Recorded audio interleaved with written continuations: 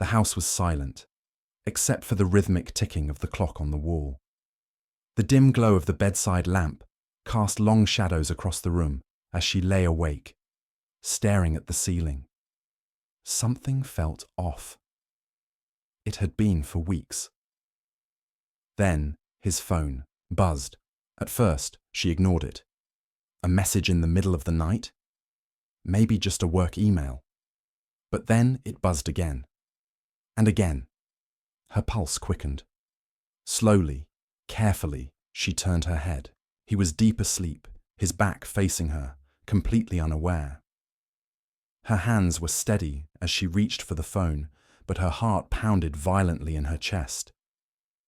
The screen lit up as she tilted it towards her. A message. I can't stop thinking about tonight. I miss you already. The breath hitched in her throat. Another message came through, this time with a picture. His hands intertwined with someone else's, fingers laced together like lovers who had nothing to hide. Her stomach churned. She stared at the screen, willing herself to believe she was imagining things, that it was some cruel misunderstanding. But the evidence was right in front of her. The warmth of their bed suddenly felt suffocating. The man beside her a stranger. Every piece of their life together flashed before her eyes. The vows, the laughter, the quiet mornings over coffee. Had it all been a lie? But instead of reacting, instead of waking him up and demanding answers, she took a slow breath and placed the phone back where it was.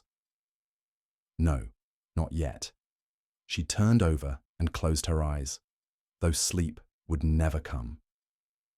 She needed a plan. Morning arrived like a cruel joke. Sunlight streamed through the curtains, painting the room in a golden glow. But inside, she felt nothing but cold. He stirred beside her, stretching with a content sigh, completely unaware of the storm brewing inches away. Morning, he mumbled, pressing a quick kiss to her forehead before rolling out of bed. Gotta get to work early today. She forced a smile, nodding as if everything was normal, but normal didn't exist anymore. As he showered, she grabbed his phone again. Her fingers scrolled through the messages, sweet nothings, plans for secret getaways, late-night confessions of love. The affair wasn't new. It had been going on for months. A dull ache settled in her chest, but she refused to let it take over. She had no time for heartbreak. She snapped screenshots. Every message, every photo, every lie. Then she placed the phone back, making sure everything was exactly as it was before. By the time he stepped out of the bathroom, freshly shaved and dressed for work, she was already at the kitchen counter, sipping coffee like it was any other morning. Got any big plans today? He asked casually, grabbing his keys. She met his gaze and smiled, soft, unassuming. Just running some errands. He grinned, kissed her cheek, and walked out the door. She waited until his car disappeared down the street before she pulled out her own phone. The first call was to a lawyer. The second was to an old friend. If he thought he could betray her and walk away unscathed, he was about to learn just how wrong he was. She spent the rest of the morning in careful calculation. No impulsive moves. No reckless confrontation. Every step had to be precise. Her first stop was the bank. She had always trusted him with their finances. Big mistake. Now she needed to see just how deep his deception ran. The bank teller pulled up their joint account. At first glance, everything seemed normal. Bills paid, savings intact. But then she noticed it. Recurring transactions to an unfamiliar account. Thousands of dollars. Her grip tightened on the counter. Could you print out the last 6 months of statements? She asked, keeping her voice steady. The teller obliged, handing her a neat stack of evidence. She thanked them, slipping the papers into her bag before heading to her next destination, an upscale hotel downtown. The same hotel from one of the messages she had read. At the front desk, she smiled politely. Hi, I think my husband may have left something in his room. He stayed here recently. The receptionist hesitated. Do you have a reservation number? No, but I know he was here, she said, lowering her voice as if embarrassed. I just don't want to call and make a big deal out of it if I'm wrong. The receptionist softened. What's his name? She gave it. The woman typed quickly, then nodded. Yes, he checked in last week. Room 812. Her stomach clenched. Was he alone? A pause, then a knowing look. No, he wasn't. That was all she needed. She forced a tight-lipped smile, whispered a quick thank you, and walked out, heart hammering. She sat in her car, staring at the city skyline. Evidence was piling up. Messages, money transfers, hotel stays. Now she just needed to decide how to make him pay. That evening, she played her role to perfection. Dinner was on the table when he walked in. His favourite meal, a glass of wine poured just the way he liked it. She smiled at him like nothing had changed, like she hadn't spent the entire day gathering proof of his betrayal. Rough day? She asked sweetly as he loosened his tie. He sighed, rubbing the back of his neck. Yeah, just a lot of meetings. Exhausted. A lie. She knew exactly where he had been, his mistress's apartment, the same one he had transferred money to just last week. She handed him his plate, watching as he dug into his food without a second thought. No guilt, no hesitation. You should take some time off, she suggested, keeping her tone light. Maybe a little getaway? He smirked. You planning something? She shrugged, sipping her wine. Just thinking we could use a change of scenery. She watched his reaction carefully, the slight flicker of hesitation, the way he glanced away for half a second. He was thinking about her, about whether he could slip away for a trip with his mistress instead. Maybe, he said. Work's a little crazy right now. She smiled. Of course, I understand. And, just like that, she had him exactly where she wanted him. Over the next few days, she moved in silence. She met with a private investigator, handing over the bank statements and hotel records. If she wanted to take everything from him, she needed an airtight case. She also reached out to a divorce lawyer, the best one in the city. By the time he realized what was happening, it would already be too late. But there was still one more thing she needed to do, one last piece of the puzzle, and that meant getting close to the mistress. She had spent nights staring at the name, the woman who had slipped into her life, into her marriage, without a second thought. Now it was time to meet her. She sat in a quiet cafe across from an upscale apartment building, the one her husband had been visiting. The mistress lived on the 4th floor, Unit 407. She had done her research. The woman worked as an event planner, young, polished, the kind who thrived on attention. Perfect. With a deep breath, she walked inside the building, her heels clicking against the marble floor. She had already planned her cover story. At the front desk, she put on her most effortless smile. Hi, I have a meeting with her, she said, giving the mistress's name. She asked me to drop off some client files. The receptionist barely glanced up. Go ahead, 4th floor. Too easy. She rode the elevator up, stepping into the quiet hallway. The moment she knocked, she heard quick footsteps.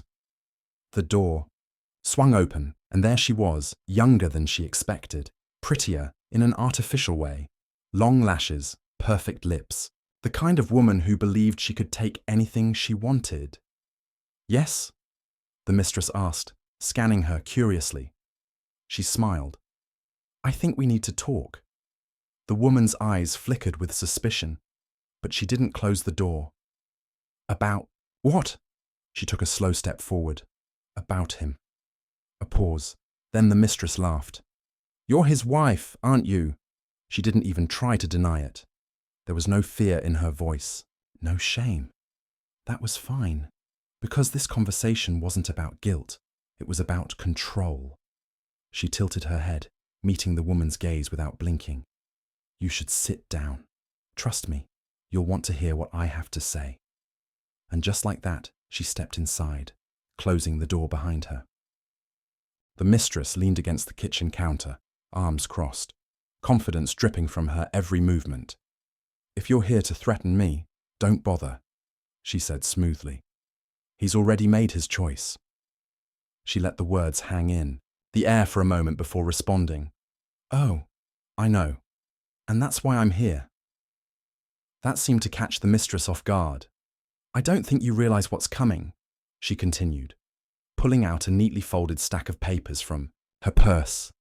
She slid them onto the counter.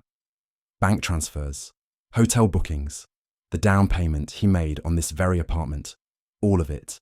The mistress's smug expression faltered as she picked up the documents, scanning them quickly. "Let me guess," she said, watching the woman's face shift from confidence to unease. "He told you he was going to leave me, that it was just a matter of time." Silence. A flicker of doubt crossed the mistress's face. "He's not leaving," she continued, her voice calm. "In fact, he's about to lose everything. His job, his reputation, his money, and you." The mistress's eyes snapped up. "What do you mean?" She leaned in slightly, lowering her voice. "He's been using company funds to support this affair. That's fraud, the kind that gets people fired, prosecuted." She tapped a finger against the papers. "By the time I'm done, he won't even have a savings account left." For the first time, the mistress looked nervous. "I don't care about his money," she shot back, but her voice lacked the same fire.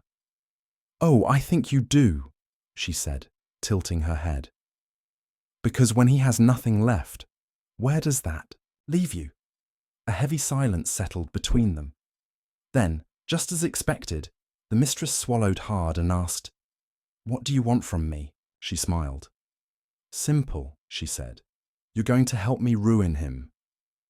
The mistress hesitated, gripping the documents tighter. The confidence she had earlier was gone, replaced by uncertainty, maybe even fear.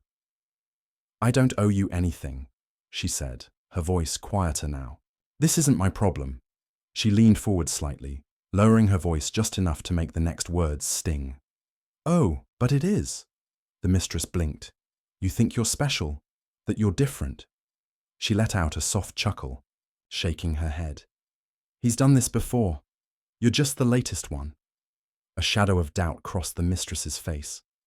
"That's not true." She reached into her bag and pulled out another file. This one filled with more evidence. Screenshots of messages, bank transactions, names of other women. The mistress grabbed the papers, flipping through them quickly. With each page, her expression darkened.